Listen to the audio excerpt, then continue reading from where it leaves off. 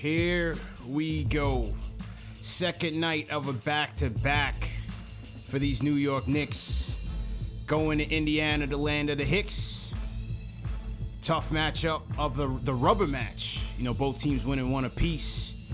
But from the opening tip, this Knicks team just had no energy, man. I just did not like how this team looked from the jump. Just allowing these Pacers free will, free reign into the paint. And Pacers jumped out to an early lead and just never looked back, man. This Knicks team just had no energy. And most importantly, just defense, man. Defense just got absolutely shredded. Chris Duarte, the Knicks target in the draft, went off, absolutely crushed them.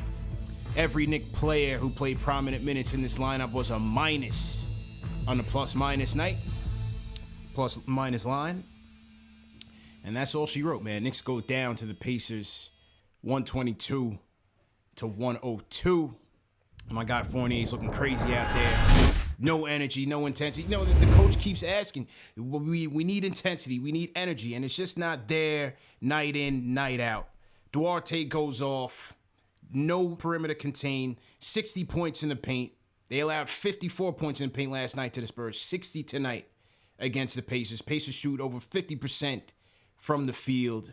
Just no answers on the defensive end. Give me your thoughts on the game tonight. Look, you can't get back into a game when you fall deep into a deficit without playing defense. And it's concerning how far this Knicks team is removed from the identity that they had last season. Obviously, we talk about this all the time. When they offensively got better, we expected the defense to kind of slip a little bit, but this is a drastic decline. I mean, to allow a team to put up 70 points on you in the first half is just unexcusable. And it's such a far cry from the team that we saw last season. Actually hit the nail on the head. There's just no defense, no effort. And it's not even like the team looked like they were gassed because they played a game the night before. They didn't look gassed. We just looked bad. We just looked like the team that was in fact 10-16 coming into this game, not the team that was at 512 and 12 now 12-13. We can talk about Fournier's defense and shot selection. We can talk with this, then, it don't matter what it is. We just don't look like we wanted to win this game. The most entertained I was into the entire night were those final 2 minutes when we got to see the young guys go out there, and they're the only ones that had a plus in the plus minus column in that few little minutes that they played. There's sums up to play the game. I understand it's the Spurs, but to play the game that we had yesterday on both sides, defensively and offensively, playing quick, all kinds of stuff. I mean, you can say it's the Spurs. We can't use that excuse anymore. This team was 10-16 going into this. So this game should have been the same thing. Yeah. You know what I mean? We should be going into this one expecting to win too. So I don't want to hear that's the Spurs. This ain't the Spurs. No, this is one of those games that we should have been coming in here and playing with a lot more effort. And in that third quarter, we only put up 19 points. Thank God for RJ Barrett in that third damn quarter, because we were looking terrible. So there's a lot of things going on. I can't put this on one player. The entire team was terrible. Rotations were weird. It was a rough one, man. There was moments where we had no energy, and the person that is his middle name might as well be Energy. Facts. Was on the bench and still only played. He barely got to 20 minutes. I think it was probably 19 minutes and 56 seconds probably. I don't understand what this man did to Tibbs or whoever is running rotations. I don't care. I don't understand why he's not on the court. Not saying that might have turned the needle where we would have won this game, but it definitely would have changed the pace, and it definitely would have pumped up some energy that this team needed. Phones, Julito on the Discord. Julito, I know you've been itching to get in, man. Let's go. Let's go. Let's get it. First off, shout out CP, shout out CK. Ashley, welcome back. Enough with the pleasantries. All right, cracks knuckles. Julius Randle is not a leader. He is not. You want to know why? Because real leaders allow others to lead. RJ had the second best game of his life. And then one game later, there's a point in the game for 2 whole minutes. He's on the court. He doesn't even get to touch the ball. Don't tell me he got to be aggressive. He can't be when he has a ball hog who doesn't allow anyone else to gain any type of momentum. Because as soon as they gain a momentum, Julius ices them out or Tibbs subs them out. Everyone on the planet Earth knows Julius is going to go to the right corner. He's going to do 3, maybe 4, even 5 head fakes, and then he's going to attempt a fadeaway mid-range shot. It doesn't work. And you know what? You can fully blame Julius.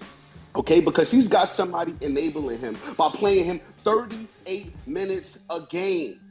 Listen, he doesn't need to play that much. He is not LeBron. He's not KD. He's not Steph. Okay? Obi has to channel his inner 2000 dunk contest Vince Carter by throwing it under his legs mid-game in order to get Tibbs' attention. You gotta be kidding me. Listen, he got a fake beef with Sabonis because I guess Sabonis beat him in a skills challenge. Stop it, Kai. Nobody cares.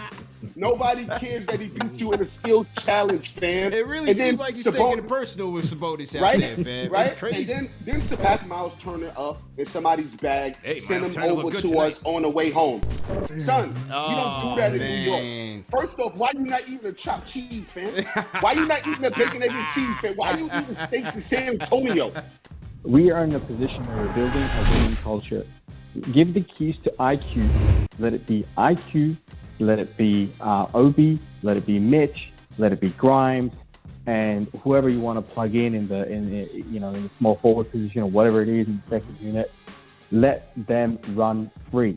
They can bring pace and speed, and they can play together. And I'm happy to get a few punches in the face if they're on the court together, and hopefully we get a Miles Turner trade. I really think that we need something to happen. And ideally, I want Fournier off the books. I don't know how, but I don't think he's a fit. That's all I'm going to say. Quick, I don't fast, think in a hurry.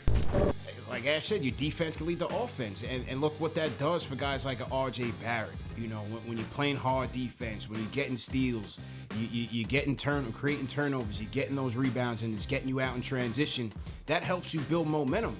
Offensively, we know this thing is running through Julius. As much as we want, RJ to get involved more, this, that, and the third, this is still going to go through Julius come hella high water. So a lot of it is going to depend on how he's going in games, whether he's facilitating or scoring or getting buckets. A lot of the offense is going to rely on him. If you're looking for identity, that's basically it. Stay tuned Friday night, Knicks versus Raptors, post-game live.